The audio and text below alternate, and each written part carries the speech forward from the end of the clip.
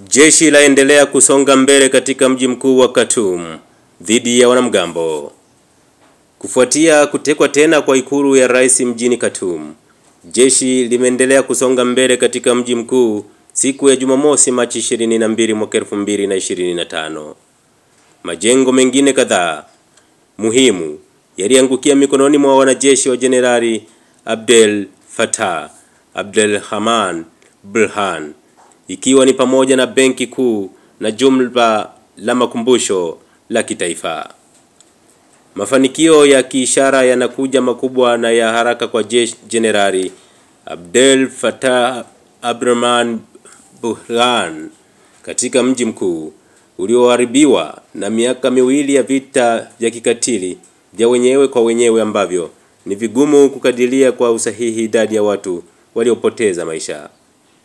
Siku ya Jumamosi, msemaji wa jeshi la taifa, Jenerali Nabil Abdullah, alitangaza katika taarifa mafanikio ambayo yalipelekea kukamatwa tena kwa majengo kadhaa mjini Khartoum usiku wa kuamkia Jumamosi, ikiwa ni pamoja na benki kuu ya Sudan, makao makuu ya idara ya ujasusi na makumbusho ya kitaifa.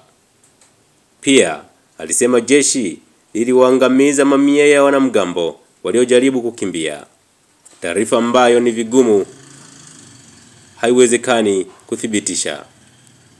Vitongoji kadhaa bado viko mikononi mwa RSF.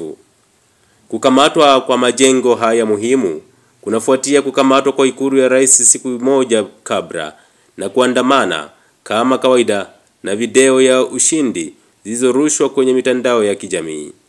Katika wiki za hivi karibuni, jeshi la kitaifa limepata ushindi wa wazi katika mji mkuu, lakini maeneo kadhaa yamesalia mikononi mwa RSF ya mpinzani wake Jenerali Hemedti.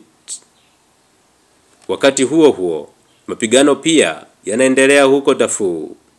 Kulingana na wanaharakati wa mashirika ya kiraia, raia wasiopungua 45 waliuawa siku ya Alhamisi katika shambulio la kijeshi katika mji wa Al-Mahal kaskazini mwa Darfur. Wanajeshi hao walidai kuzingira na kuteka mji huo na kuua zaidi ya maadui 380.